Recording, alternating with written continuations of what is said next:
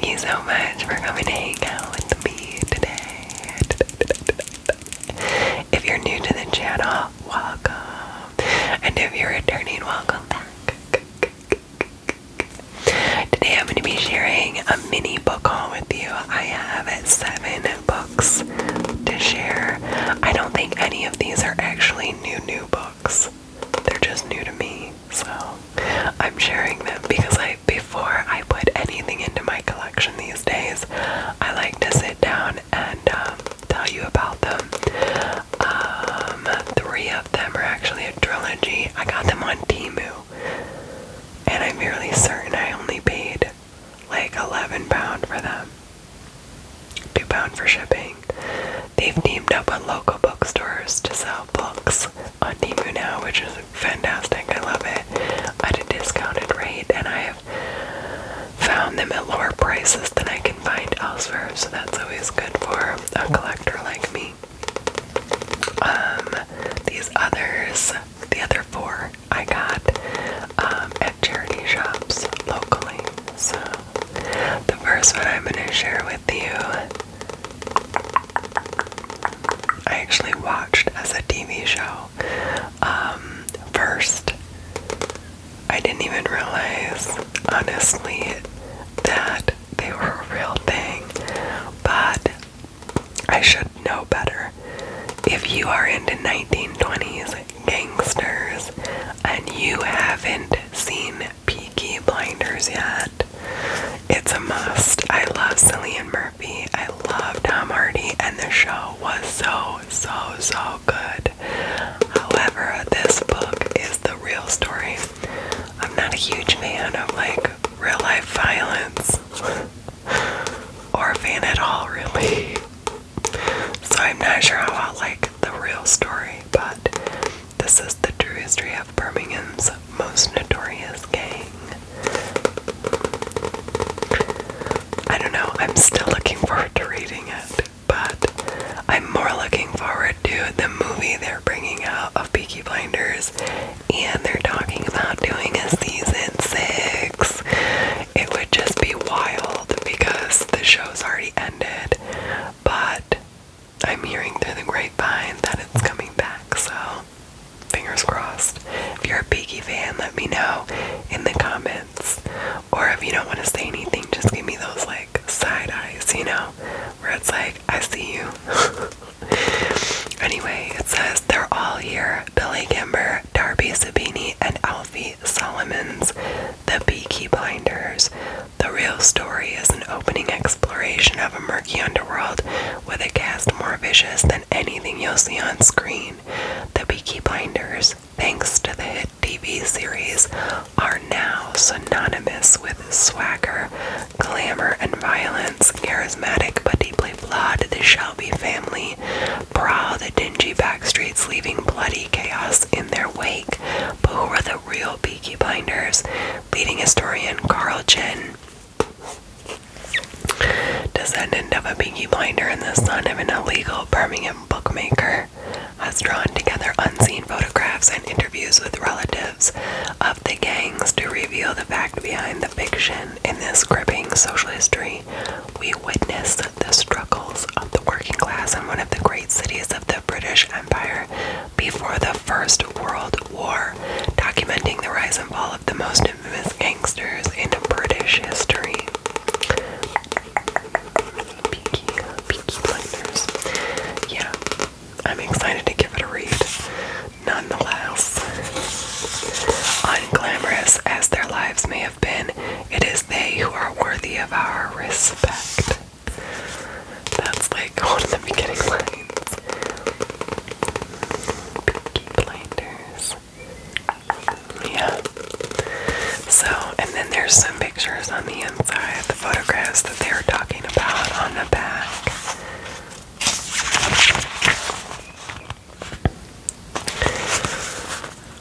Deputy Chief Constable Michael McManus, a laborer from Newfield. He was the constable at the time. Strategy of forceful policing against the Beakies.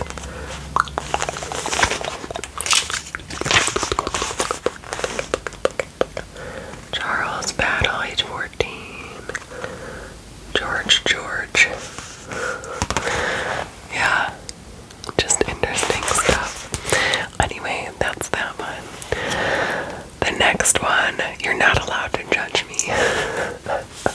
Man, but in my childhood, her band was like the top of the game for pop music. Can you guess? I heard about her kind of life story that she was going to be writing about, and it's quite sad, you know. The next one is Brutally Honest with the This is Melanie Brown, Mel B from the Spice Girls. But yeah, I heard that she really kind of went through a tough patch, and I thought it was super sad. And because I always liked the Spice Girls when I was younger. Like I said, don't judge me. But yeah. I saw this when I picked up Beaky, and Beaky was buy one get one free, so hence I ended up getting this one for free, and I'm looking forward to giving it a read. It says, the most gut-wrenching, punch-in-the-stomach, honest celebrity autobiography I've ever read. Mel B is a global icon, known by millions as the embodiment of girl power, scary spice.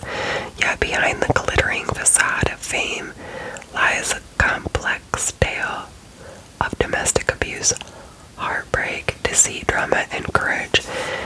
Mel traces her roller coaster life story, the mixed race kids from the backstreets of Leeds, who became 1/5 of the world's biggest ever girl band.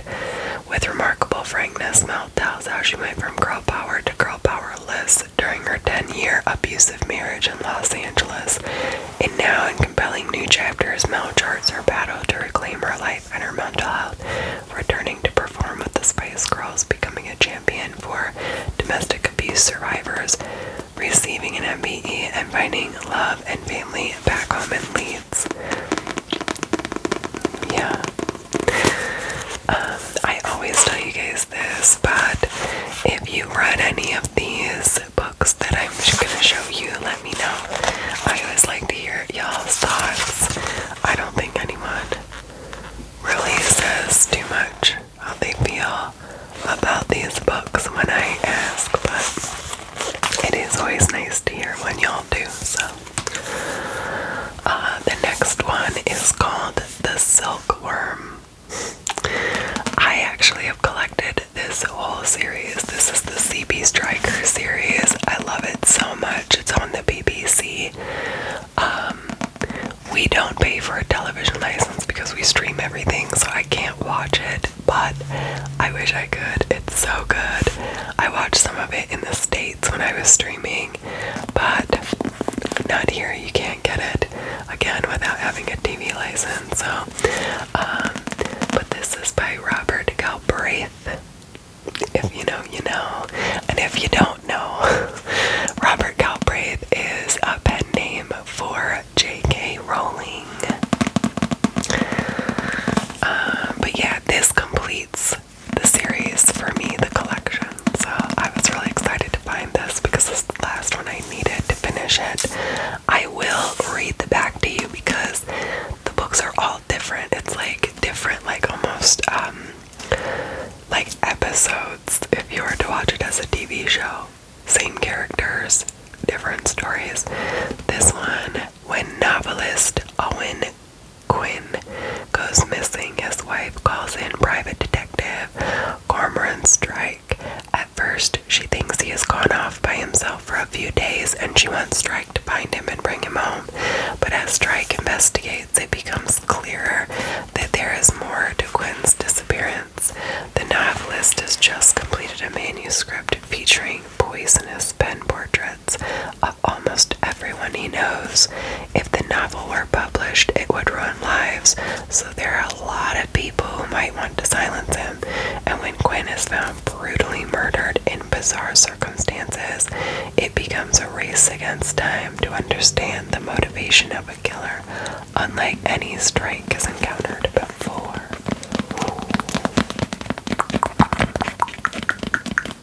Yeah, says it's a book to gulp down. A delight from start to finish. An unputdownable tale of malice and murder is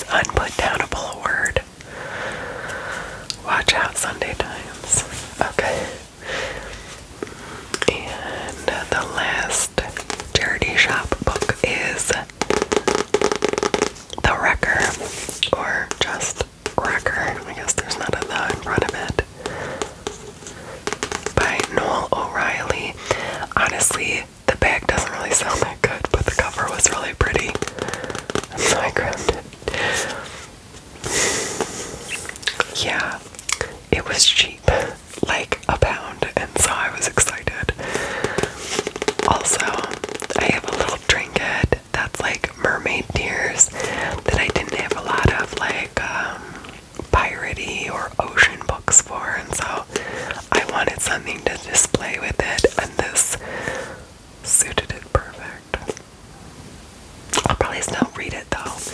Anyway, it says, with blazing energy and a gothic edge, shipwrecks are part of life and death in Port Morven, Cornwall. But when a fierce storm,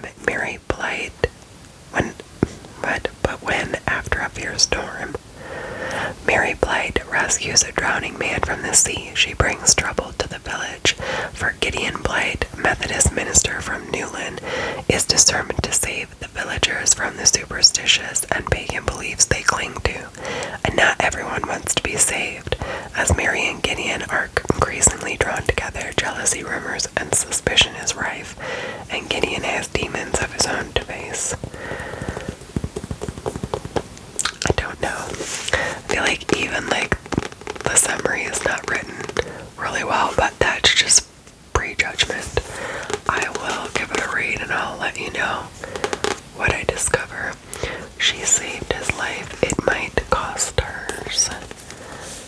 It is a pretty cover though. Okay, last but not least is the trilogy I was telling you about, and I am excited about this one. This is called the Harbinger series,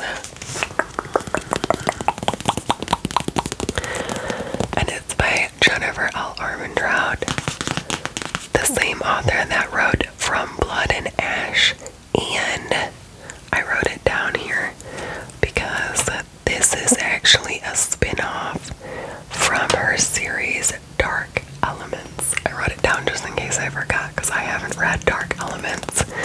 I'll probably want to. It's apparently in the same setting, like the same town or something, and has some of the same characters. So yeah, if you've read Jennifer L. Armentrout's Dark Elements, this is the spin-off, the Harbinger series. I am definitely excited for it. We have got Storm and Fury. That's the first one.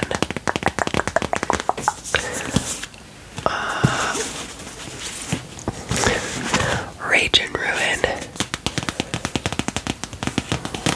And Grace and Glory. Now I'll only read the back of the first one because I don't want to give anything away to myself or to you if you haven't read the first one, and I haven't. I'm really excited about it, so if you have read it, let me know if you thought it was amazing, or if you should read the Dark Elements series before or not, that kind of thing. I'll see about getting it. I don't even know what it's about yet, so alright, let's read it. She is protecting an explosive secret, and her hiding place has just been discovered. Bum, bum, bum. 18-year-old Trinity Marrow may be going blind, but she can see and communicate with ghosts and spirits. Her gift is the reason she's been in hiding for years in a compound guarded by wardens, shapeshifters who protect humankind from demons. If the demons discover the truth about Trinity, they'll devour her to enhance their powers. When wardens from other clans arrive with reports that something is killing both demons and wardens, Trinity's world implodes, not the least because one of the outsiders is the most annoying and fascinating person she's ever met. Zane has secrets of his own, but working together becomes imperative once demons breach the compound and Trinity's secret comes to light. To save her family and maybe the world, she'll have to trust Zane, but all bets are off as a supernatural war is unleashed. It sounds great. Storm and Fury.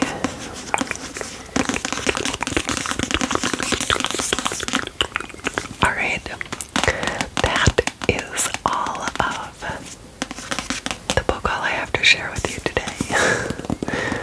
Y'all know I'll be back with another one probably next month. I like to pick up more and more books.